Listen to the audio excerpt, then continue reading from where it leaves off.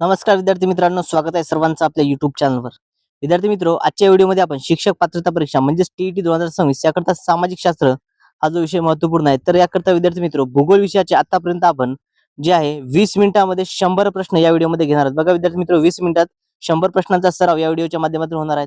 बघा परीक्षेला फक्त 11 दिवस शिल्लक आहे विद्यार्थी मित्रो. या ठिकाणी 28 जून रोजी आपला पेपर होणार आहे. तर तुम्ही सर्वांनी हा व्हिडिओ अगदी शेवटपर्यंत बघायचा आहे आणि यापैकी 100 प्रश्नांपैकी तुमच्या किती प्रश्नांची उत्तरे बरोबर येतात हे कमेंटमध्ये सांगायचं आहे. चला तर मग व्हिडिओला सुरुवात करूया. पृथ्वीचा आकार कसा आहे? तर विद्यार्थी मित्रो, पृथ्वीचा आकार हा गोलाकार आहे. ओके, गोलाकार आहे आणि थोडंसं काय असेल विद्यार्थी मित्रो, तर विषुववृत्तावर थोडीशी पृथ्वी जी आहे कशी आहे, तर विषुववृत्तावर ही पृथ्वी थोडीशी फुगीर स्वरूपाची आहे. ओके, असा याचा आकार येतो. पृथ्वी सूर्याभोवती फिरण्यास किती वेळ घेते? बघा, पृथ्वी सूर्याभोवती फिरण्यास किती वेळ घेते? तर एकूण 24 तास लागतात विद्यार्थी मित्रो. त्यामुळे ऑप्शन नंबर बी 24 तास हे आपल्या प्रश्नाचं योग्य असं उत्तर आहे. पृथ्वी सूर्याभोवती फिरण्यास किती घेते? 24 तास इतका वेळ घेत असते. ओके, चला बघा विद्यार्थी मित्रो, या ठिकाणी पृथ्वी सूर्याभोवती फिरते आणि स्वतःभोवती फिरते, ही जी क्रिया आहे या क्रियांना काय म्हणतात? एक म्हणतात परिवलन. ओके, परिवलन आणि परिभ्रमण असे म्हणतात. ओके, परिवलन आणि परिभ्रमण. बघा विद्यार्थी मित्रो, सूर्याभोवती फिरण्यासाठी या ठिकाणी एकूण 365 दिवस त्या ठिकाणी लागतात. हा कालावधी आपण वर्ष म्हणून कन्सिडर करतो. ओके, चलो यानंतर नेक्स्ट क्वेश्चन बघा. पृथ्वीच्या फिरण्यामुळे काय होते? पृथ्वीच्या फिरण्यामुळे काय होते? तर पृथ्वीच्या फिरण्यामुळे विद्यार्थी मित्रो दिवस आणि रात्र होत असते. ओके, दिवस आणि रात्र होते. त्यामुळे ऑप्शन नंबर ब दिवस रात्र हे या प्रश्नाचं योग्य उत्तर आहे. ओके, पृथ्वीच्या फिरण्यामुळे काय होते? दिवस व रात्र होत असते. त्यानंतर पुढील प्रश्न घेऊया. पुढचा प्रश्न बघा. पृथ्वी सूर्याभोवती फिरण्यास किती वेळ लागते? बघा, सूर्याभोवती फिरण्यासाठी किती वेळ लागते?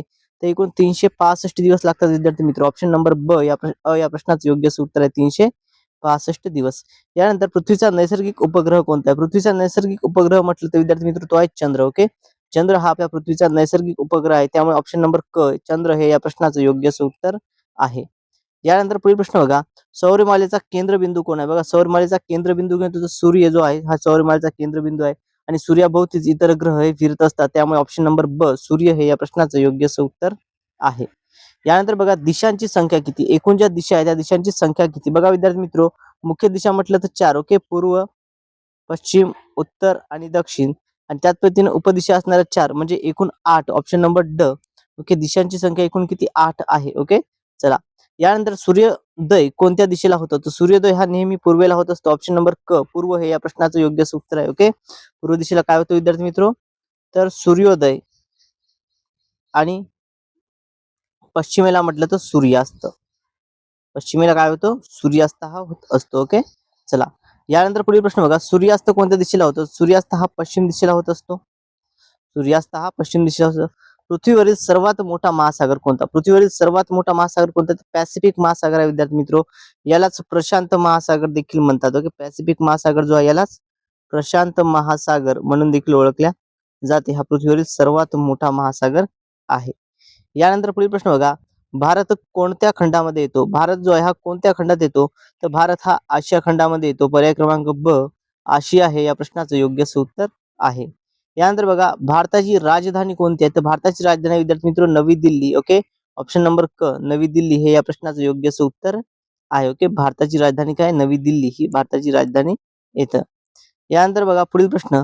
नकाशात दिशा दाखवण्यासाठी काय वापरतात? नकाशामध्ये दिशा दाखवण्यासाठी काय वापरतात? तर विद्यार्थी मित्र दिशादर्शक बाण हे नकाशामध्ये दिशा दाखवण्यासाठी वापरले जातात. त्यामुळे ऑप्शन नंबर क दिशादर्शक बाण हे या प्रश्नाचं योग्य उत्तर आहे.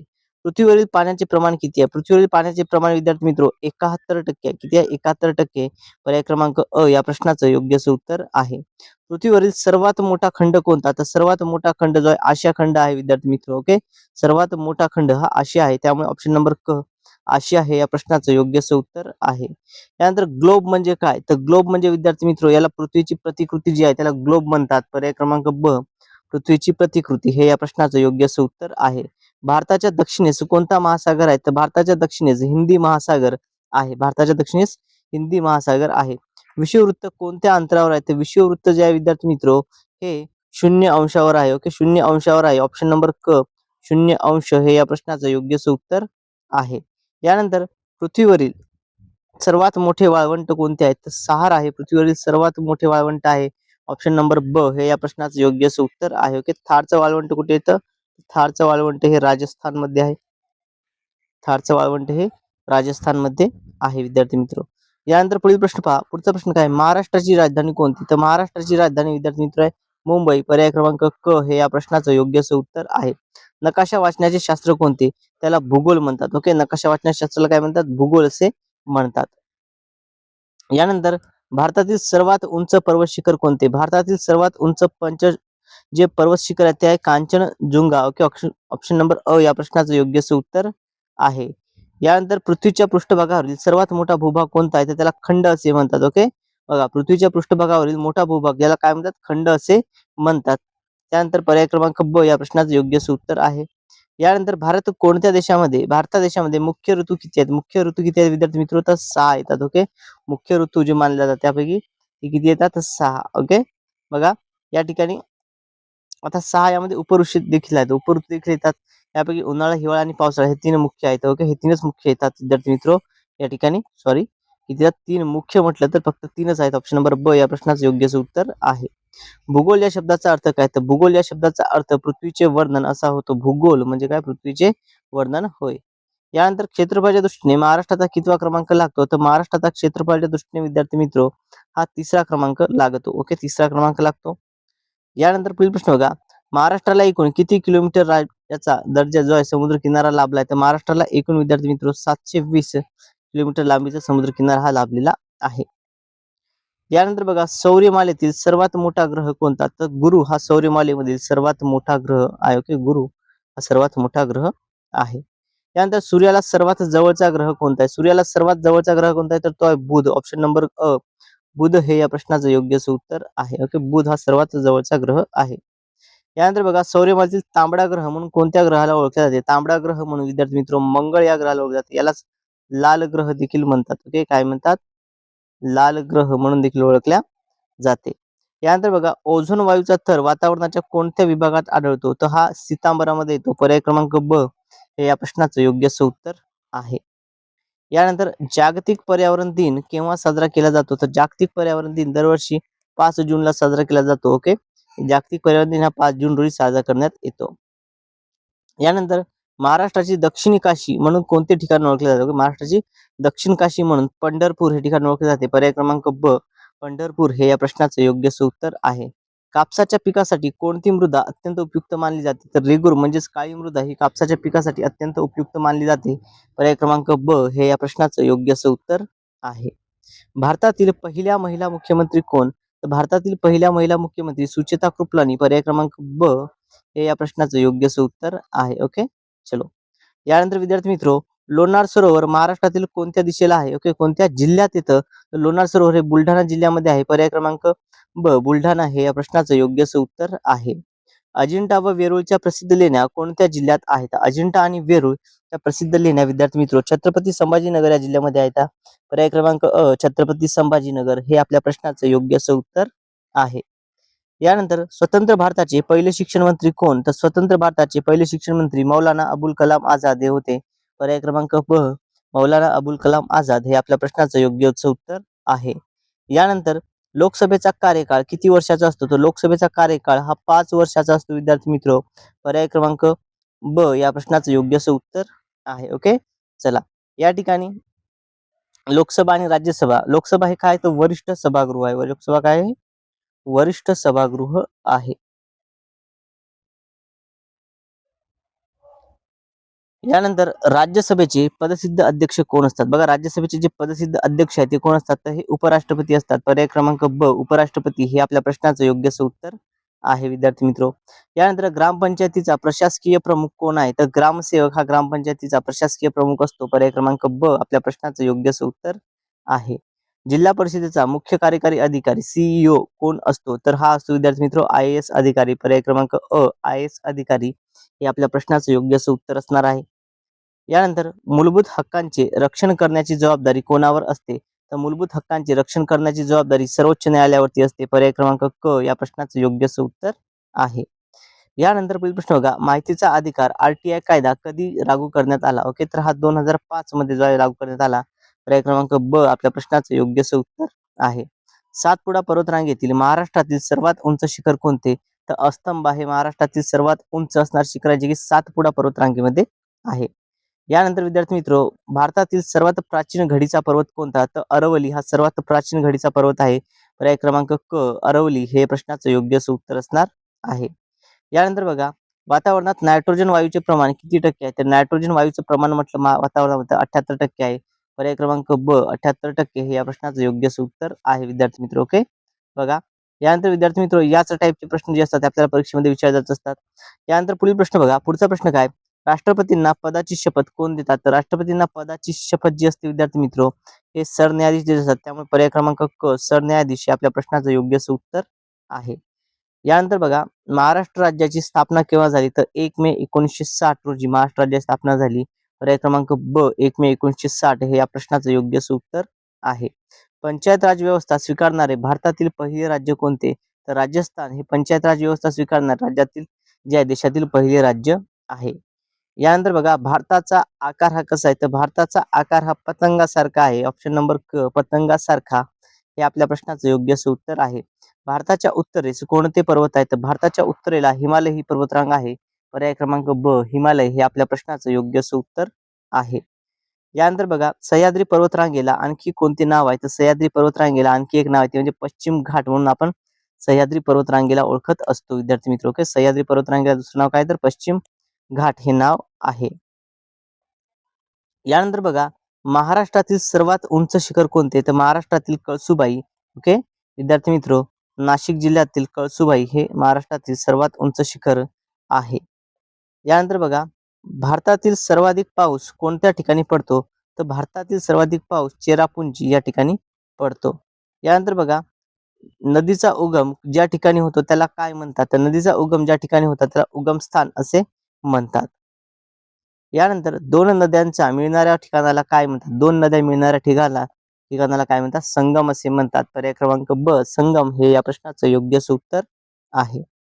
यानंतर बघा, नदी समुद्राला ज्या ठिकाणी मिळते त्याला काय म्हणतात? नदी समुद्राला ज्या ठिकाणी मिळते त्याला मुख असे म्हणतात. पर्याय क्रमांक अ मुख हे या प्रश्नाचं योग्य असं उत्तर आहे. यानंतर बघा, गोदावरी नदीचा उगम कुठे होतो? तो गोदावरी नदीचा उगम हा त्र्यंबकेश्वर या ठिकाणी आहे. पर्याय क्रमांक ब त्र्यंबकेश्वर. ओके, त्र्यंबकेश्वर या ठिकाणी गोदावरी नदीचा उगम आहे नाशिक येथे. यानंतर कृष्णा नदीचा उगम कुठे होतो? तर कृष्णा नदीचा उगम महाबळेश्वर या ठिकाणी होतो. पर्याय क्रमांक अ महाबळेश्वर हे या प्रश्नाचं योग्य असं उत्तर आहे.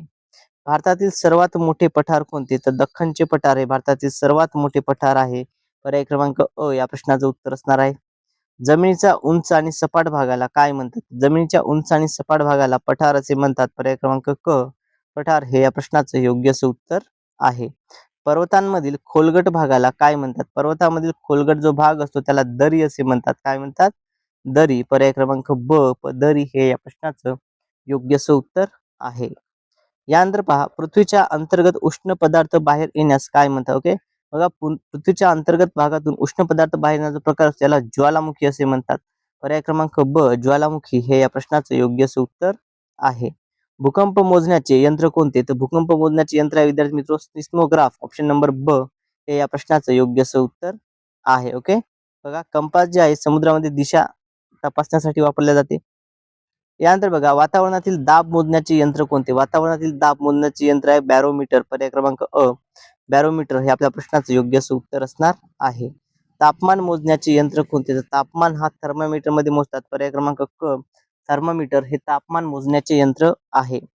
यानंतर बघा, पर्जन्यमान मोजण्याचे यंत्र कोणते? तर पर्जन्यमान विद्यार्थी मित्र हे रेन गेज मध्ये मोजतात. पर्याय क्रमांक अ रेन गेज हे या प्रश्नाचं योग्य असं उत्तर आहे.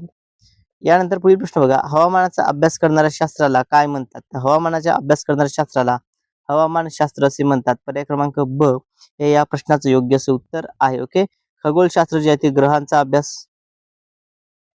ओके, पृथ्वीचा या ठिकाणी भूगोल.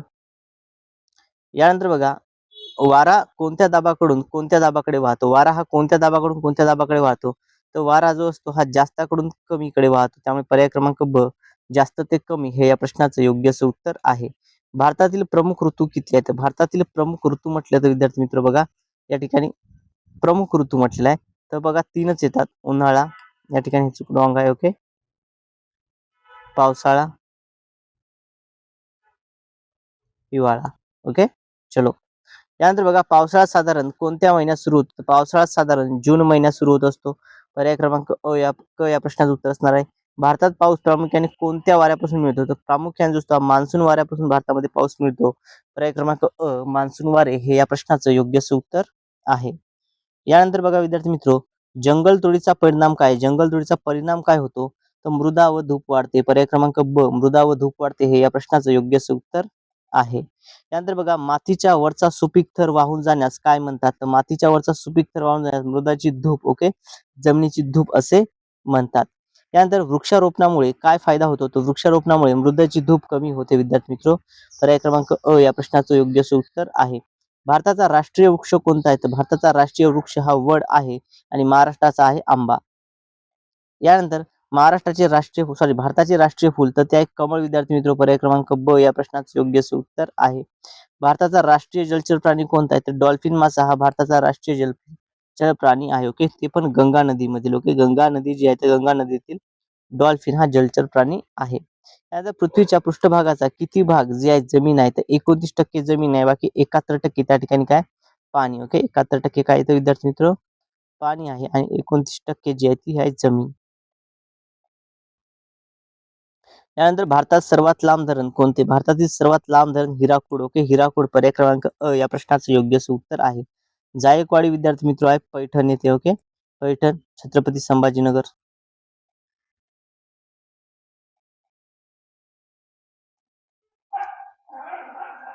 यानंतर बघा, महाराष्ट्रातील प्रसिद्ध धरण कोणते? तर महाराष्ट्रातील सगळ्यात प्रसिद्ध आहे कोयना. याला महाराष्ट्राची भाग्यलक्ष्मी म्हणतात. कोयना जे आहे याला महाराष्ट्राची भाग्यलक्ष्मी असे म्हणतात. कोयना पर्याय क्रमांक या प्रश्नाचं योग्य असं उत्तर आहे. यानंतर बघा, पाण्याचे बाष्पीभवन कोणत्या उष्णतेमुळे होते? तर पाण्याचे बाष्पीभवन सूर्याच्या उष्णतेमुळे होते. ढगांपासून पाणी पृथ्वीवर पडण्यास काय म्हणतात? तर ढगांपासून पाणी पृथ्वीवर पडण्याच्या प्रक्रियेला वर्षाव असे म्हणतात. पर्याय क्रमांक वर्षाव हे या प्रश्नाचं योग्य असं उत्तर आहे. पाण्याच्या सततच्या फिरत्या प्रक्रियेला काय म्हणतात? तर पाण्याची सततची फिरती प्रक्रिया याला या ठिकाणी विद्यार्थी मित्र जलचक्र म्हणतात. पर्याय क्रमांक जलचक्र हे या प्रश्नाचं योग्य असं उत्तर आहे. समुद्राच्या पाण्याची चव कशी असते? तर समुद्राच्या पाण्याची चव विद्यार्थी मित्र खारट असते. पर्याय क्रमांक हे या प्रश्नाचं योग्य असं उत्तर आहे. ओके, क्षार त्या ठिकाणी जास्त असतात त्यामुळे पाणी कसं असतं? खारट असतं.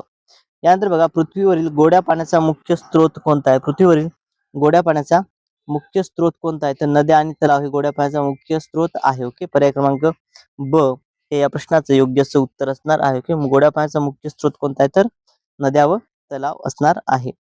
यानंतर बघा, मानवाने तयार केलेल्या जलाशयाला काय म्हणतात? तर मानवाने तयार केलेल्या जलाशय त्याला धरण असे म्हणतात. पर्याय क्रमांक धरण हे या प्रश्नाचं योग्य असं उत्तर आहे. यानंतर विद्यार्थी मित्रो, बेट म्हणजे काय? बेट कशाला म्हणतात? तर बेट म्हणजे विद्यार्थी मित्र चारही बाजूने पाण्याने वेढलेला भूभाग जो असतो याला बेट असे म्हणतात. चारही बाजूने पाण्याने वेढलेला भूभाग याला बेट असे म्हणतात. यानंतर श्रीलंका भारताच्या कोणत्या दिशेला आहे? श्रीलंका जो आहे ही भारताच्या विद्यार्थी मित्र दक्षिण दिशेला येतं. ओके, पर्याय क्रमांक दक्षिण हे या प्रश्नाचं योग्य असं उत्तर आहे. भारताचा राष्ट्रीय खेळ आणि पारंपरिक मान्यता असणारा जो आहे कोणता आहे? भारताचा राष्ट्रीय खेळ आहे तो म्हणजे हॉकी. पर्याय क्रमांक हॉकी हे या प्रश्नाचं योग्य असं उत्तर आहे.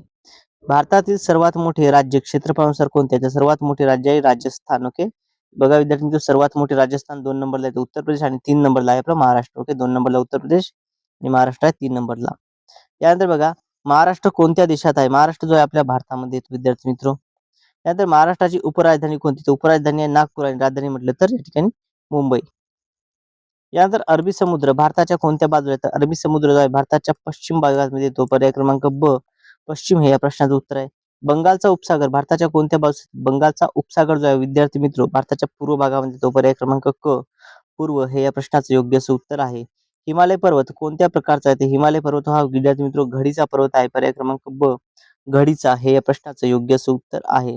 पृथ्वीवरील सर्वात उंच शिखर कोणते? तर पृथ्वीवरील सर्वात उंच शिखर आहे माउंट एव्हरेस्ट आणि K2 हे भारतातील